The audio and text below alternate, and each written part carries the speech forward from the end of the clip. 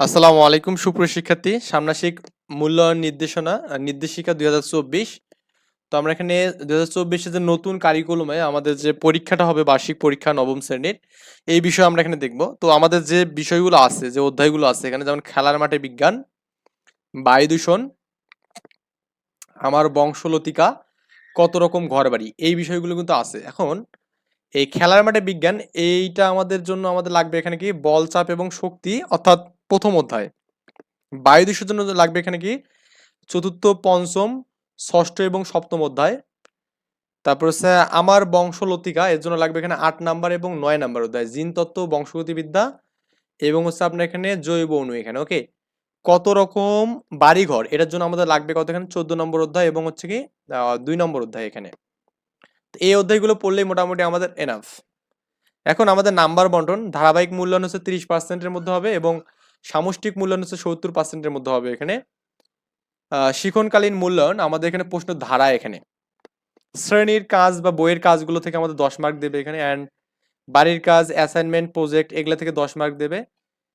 তারপর হচ্ছে আপনার এখানে ব্যবহারিক কাজ, হ্যাঁ, এখান থেকে আমাদের কি 10 মার্ক দেবে। মোট 30 মার্ক এখানে পাবেন এখানে। ওকে, আবার নৈবেত্তিক এবং হচ্ছে বহু নির্বাচনী, এক কথায় যেটা আর কি হবে, এটা হচ্ছে আমাদের 15 এবং 10, 15 এবং 10 মানে 25 মার্কের হচ্ছে আমাদের পরীক্ষা এখানে। ওকে, আচ্ছা, ঠিক আছে।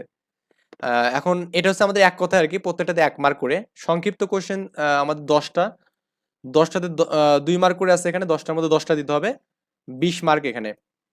রচনামূলক প্রশ্ন হচ্ছে 5টার মধ্যে 3টা দিতে হবে এখানে। ওকে, তো 3টা প্রশ্নের উত্তর দিতে হবে এখানে, এবং এই 3টাতে হচ্ছে প্রত্যেকটাতে 5 মার্ক করে, 3 5 15 নাম্বার।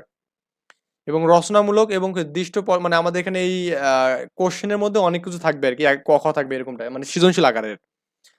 এরকম হচ্ছে 7টা কোশ্চেনের মধ্যে আমাদের 5টার অ্যান্সার দিতে হবে। আর প্রত্যেকটাতে হচ্ছে 8 মার্ক করে, 5 হচ্ছে 40 মার্ক। এই মোট মাঠ আমাদের এখানে 100 মার্কের পরীক্ষা হবে। তো আপনারা এখানে যদি এই পরীক্ষার কোশ্চেন পত্রটা জাস্ট একটু হালকা দেখেন, নমুনা কোশ্চেন, এখানে যে আমাদের এমসিকিউ দেওয়া আছে এখানে। ওকে, এখানে ব্যাপন হার কার বেশি, এগুলো আমরা পড়বো তখন, এগুলো সবগুলো শিখবো এখানে।